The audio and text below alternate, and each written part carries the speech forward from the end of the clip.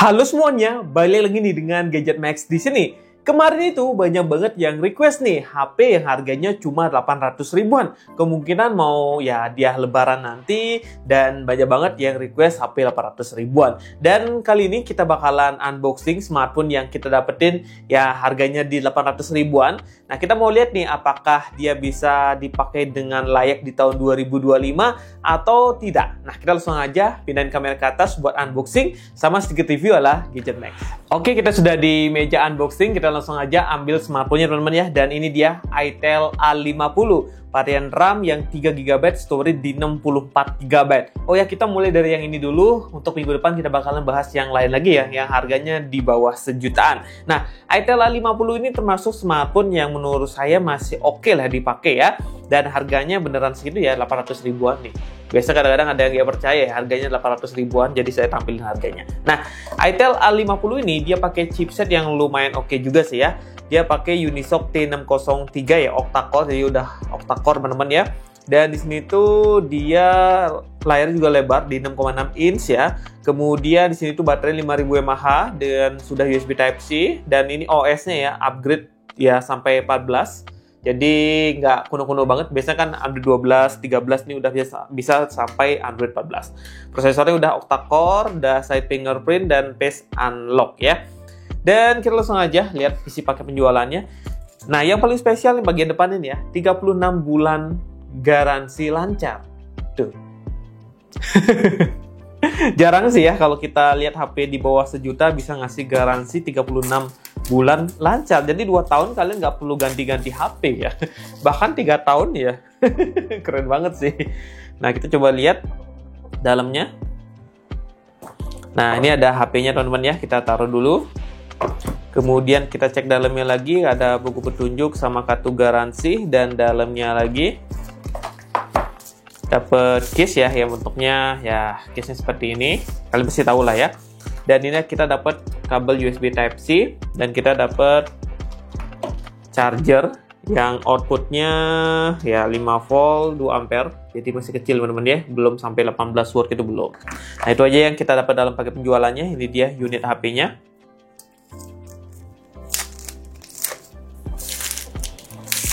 Ya. 8GB bukan ya, ini hanya RAM realnya 3GB plus 5GB virtual RAM. Tapi totalnya sih 8GB ya, dari marketingnya itu 8GB. Kemudian storage di 64GB.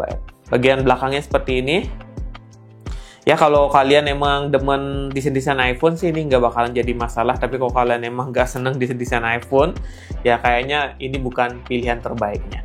Nah, di sini tuh ada 2 kamera gitu ya. Ada LED flash, kemudian volume up, volume down, power sama fingerprint tuh di sini.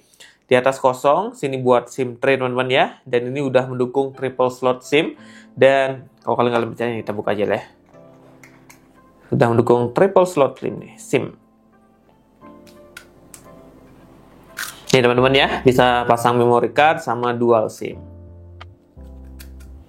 Oke, kemudian di bawahnya ini ada lubang jack audio, ada lubang mic, ada lubang USB Type-C, dan ada lubang speaker. Kita hidupkan unitnya. Oke, ini udah hidup ya, ntar saya balik lagi buat bahas lebih detail. Nah, menurut saya Itel P70 kemarin ya, yang pakai MediaTek Helio G85 mestinya sih kasih seri A ini ya, bukan seri P. Karena kalau kita ingat seri P adalah seri yang emang ngebut di kelas harganya. Ya, ini mesti seri A ya. Kemarin kan A80, mungkin ini A90, yang ini mungkin A90 ya, P70, tapi dikasih seri P yang menurut saya sih kurang Yahoo spesifikasinya. Nah, kalau ini sih ya wajar di harganya ya 800 ribuan dapat chipset yang seperti itu. Nah, kalau kalian penasaran, saksikan video ini sampai habis ya. Saya mau install dulu aplikasi di HP ini. Ya, ini dia tampilan awal dari Itel A50. Nah, Itel A50 nih di tahun 2025 untuk varian RAM 3 dengan internal storage di 64GB, kalian bisa beli di harga 800 ribuan teman-teman ya. Dan kalau kalian punya voucher 100 ribu ya bisa beli di harga 700 ribuan. Nah, untuk dimensinya ini compact teman-teman ya, dengan ketebalan di 8,7 mili aja. Dan ini beratnya cuma di 195 gram aja. Dan HP ini tuh belum ada IP rating, jadi kalau kena air ya bakalan mati sih ya. Beda nih sama yang sekarang-sekarang udah launching yang udah kasih IP54. Nah, materialnya full plastik teman-teman ya. Dan UI-nya apa sih Bang? Nah, untuk UI-nya jangan khawatir. Jadi dia sudah dapetin Android terbaru juga ya, Android 14. Dan di sini tuh dapat juga update software. Nah, karena di sini tuh ada jaminan 36 bulan lancar teman-teman ya. Ya, mungkin softwarenya bakalan dituning-tuning sama pihak itel biar bisa dipakai lama gitu mungkin ya. Nah, kita masuk ke My Phone ya, itel A50, Android versionnya Android 14 teman-teman ya. Jadi udah terbaru dan di sini tuh ada juga virtual RAM yang bisa sampai 5 GB. Jadi total RAM-nya tuh bisa sampai 8 GB ya. 5 GB secara virtual dan 3 GB secara hardware. Oke, storage-nya ya 64 GB. Nah, di sini tuh ada juga special function teman-teman ya. Ini tadi kayaknya ada nih special function ini ya, yang itu ada memory fusion sama dynamic bar. Jadi kalau kalian ya charging atau ada telepon atau face unlock itu nanti bakalan ada ya dynamic bar di bagian sini. Ya ini masih belum yang fansol ya, masih water drop seperti ini. Tapi it's okay karena harganya emang murah teman-teman ya. Nah, kalau kita lanjut nih bahas ke berikutnya yaitu adalah di bagian layar. Untuk layarnya ini SD Plus 720 x 1612 pixel ya, IPS LCD, ukuran layarnya di 6,6 inch yang menurut saya sih udah cukup banget dipakai buat harian ya. Refresh rate-nya ada di, kita coba cek ya. Nah, 60 Hz sampai 90 Hz. Saya lupa nih banget nih sama layarnya. Ke display screen-nya, wah ternyata ini bisa sampai di 90 Hz teman-teman ya. Tapi belum bisa sampai di 120 Hz. Untuk touch sampling rate-nya gimana, Bang? Untuk touch sampling rate-nya bisa sampai 120 Hz teman-teman ya. Kita cek di sini. Ya, sampai 120 Hz. Kemudian untuk kerapatan layarnya ada di 267 ppi ya, standar SD Plus teman-teman ya. Kalau Full HD baru 300 sampai 400-an. Kemudian untuk peak brightness-nya di sini tuh sampai mentoknya di 480 nits. Jadi kalau dipakai bawah sinar matahari kayaknya bakalan kurang maksimal ya. Beda nih sama HP sekarang itu sampai 800 nits, 1000 nits ya. Ini hanya di 480 nits tapi wajar di harganya yang di bawah sejuta. Kemudian multi touch-nya ini hanya 5 sentuhan aja, dan kita cek ya multi touch hanya 5 sentuhan aja teman-teman ya, belum sampai 10 sentuhan. Dan kalau nonton Netflix ini belum bisa sampai L1, dia hanya supportnya L3 aja. Jadi kalau nonton Netflix hanya SD Plus aja ya, belum Full HD. Dan di sini tuh untuk proteksi layarnya belum ada, hanya dibekali sama screen protector. Nah, kita coba pakai nonton YouTube di HP ini. Dan feel dari multitasking itu saya rasakan sama kayak smartphone itel P70 kemarin ya. Kita coba lihat di bagian Antutu benchmark-nya dia dapat skor Antutu berapa.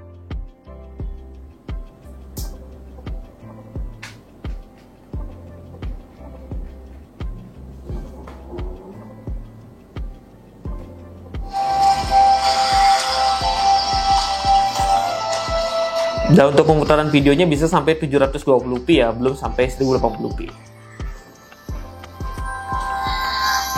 Suara speakernya standar aja.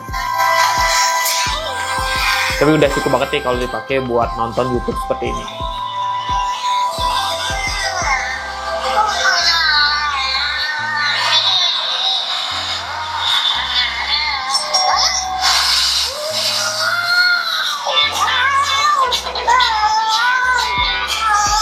Cuma terasa agak tersendat-sendat dikit ya teman-teman ya. Walaupun muter videonya hanya di 720p ya, wajar karena harganya emang terjangkau di kelas harganya. Nah, kita lanjut nih buat bahas di bagian performa.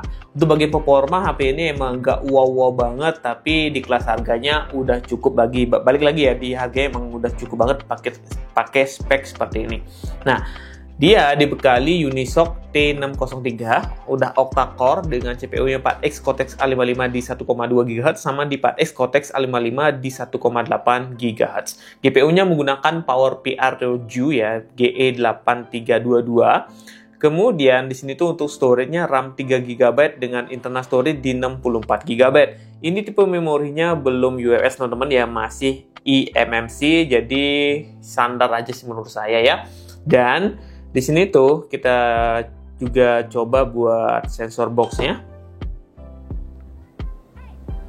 Ya teman-teman tahu nih apakah lengkap atau enggak di bagian sensornya. Ternyata nih sensor cahaya nggak ada di sini, tapi orientasi ada. Kemudian giro ada ya, cuma di sini tuh hanya virtual giro aja.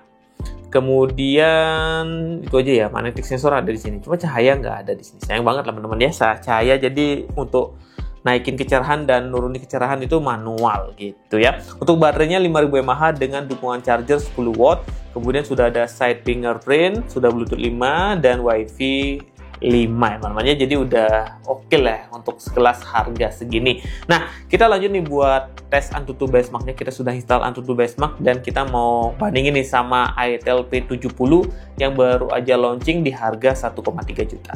Nah, ini skor Antutunya teman-teman ya. Yang ini itel A50 dapat di 151.000, sedangkan di itel P70 dapatnya di 148.000. Dan kita coba cek lebih detail skor apa yang bikin turun di itel P70, padahal dari segi RAM besar. Dan kalau kita lihat dari CPU teman-teman ya, ternyata yang Unisoc tuh dapat 53.000, sedangkan MediaTek G50 dapatnya 49.000. Dari GPU juga lebih tinggi ya lebih tinggi di itel P70. Untuk memori ya standar sih ya, sama-sama aja skornya. UX seperti ini. Yang bikin beda adalah di CPU-nya ya.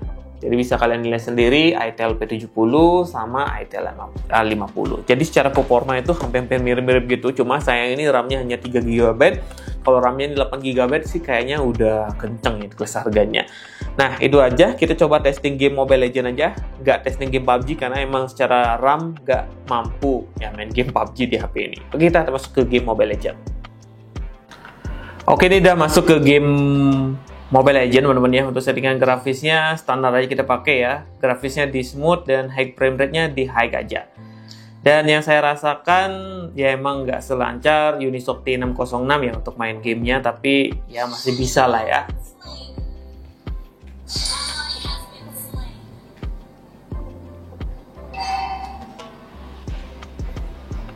Cuma secara grafis sih kurang ya.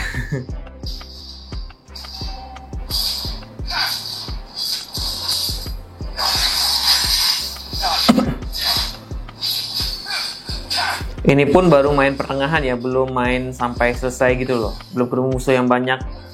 Tapi rasanya kurang nyaman aja main gamenya.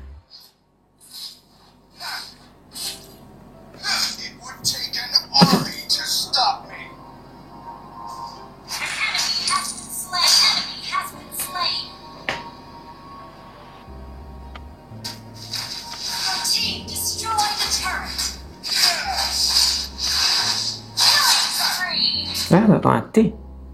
Ya, sial.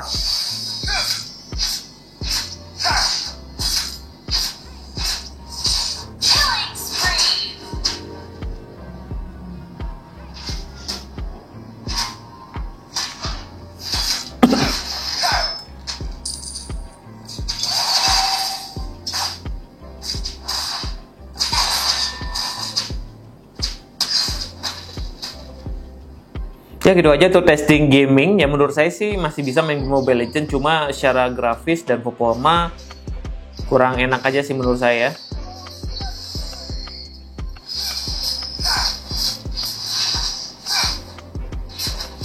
Ya gitulah ya. Nah gitu aja untuk testing gaming. Kita lanjut buat pengujian berikutnya. Selanjutnya kita bahas untuk bagian kamera. Nah untuk modul kameranya ini emang desain kayak iPhone gitu. Jadi bakalan ada yang seneng dan ada yang nggak seneng ya. Kemudian untuk bagian depannya desainnya water drop. Nah untuk kamera belakangnya di 8 megapiksel dan kamera depannya di 5 megapiksel.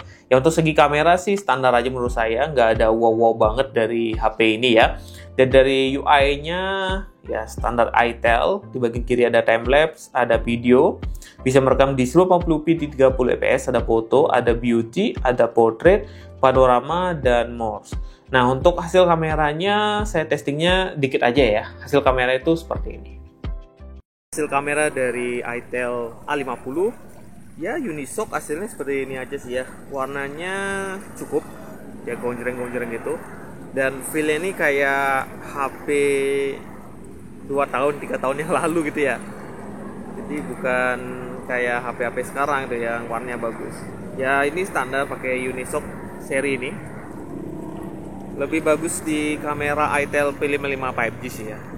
Kalau pengen bagus lagi ya beli ya Helio G85 atau Helio G99 ya yang bagus untuk hasil kameranya. Karena tuning warna itu lebih oke MediaTek ketimbang Unisoc. Kalau pakai jalan ya masih bergoncang karena nggak ada ACE. Ya standar HP murah lah ya, nggak berharap banyak banget nih sama HP ini. Tapi kalau sekedar buat foto-foto, dokumentasi masih cukup lah ya. Warnanya juga cukup, fokusnya juga lumayan cepet.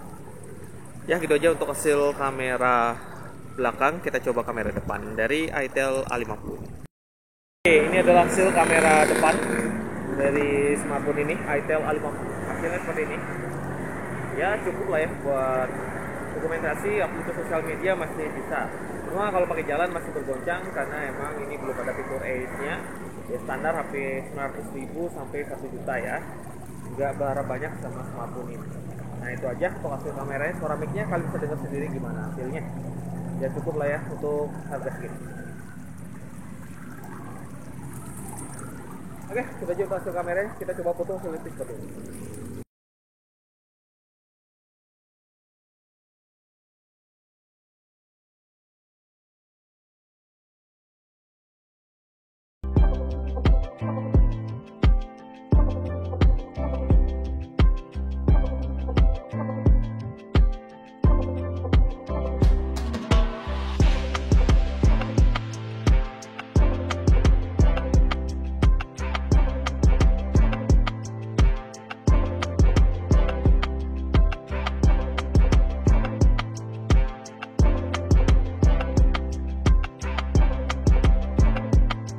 Oke, segitu dulu untuk pembahasan Gadget Max tentang itel A50 ini. Nah, smartphone ini tuh kalau kalian dapetin di harga 800 ribuan sih worth it banget ya. Apalagi kalau teman-teman emang nggak punya THR yang banyak atau nggak punya tabungan yang banyak, pengen beliin keponakannya di rumah smartphone, ya bisa coba ini. Tapi kalau teman-teman punya budget yang lebih, saya sarankan belikan iPhone 15 ya sekalian biar sepupunya atau keluarganya seneng. Tapi kalau emang budgetnya nggak mau mumpuni, ya ini udah cukup banget. Sekedar buat WA, komunikasi ini udah enak banget.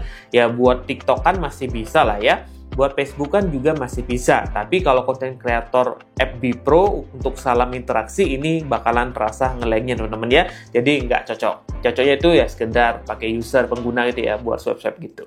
Nah segitu dulu untuk video Gadget Max. Sampai jumpa di video yang lainnya lagi.